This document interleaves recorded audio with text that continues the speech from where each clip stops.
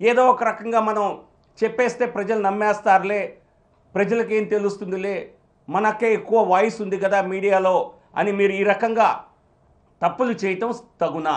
ఎంతకాలం తప్పులు చెప్పి తప్పించుకుంటారు? మీరు చెప్పే ప్రతి తప్పుని, మీరు చెప్పే ప్రతి అబద్ధాన్ని మేము తప్పనిసరిగా ఎండగడతాము. ఆ మాట అంటే వారి ఎంపీలు ఇక్కడ నిన్నేదో వారేదో అద్భుతంగా పనిచేస్తుంటే వారిని అడ్డుకున్నట్ట, వారిని సస్పెన్షన్ చేశారట. వెళ్ళలోకి వెళ్ళవలసిన అవసరం ఏముంది?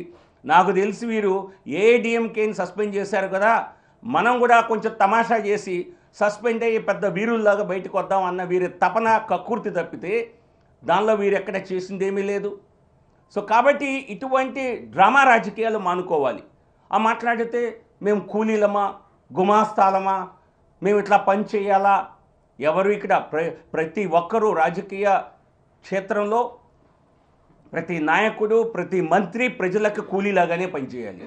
మనందరం సేవకులమే.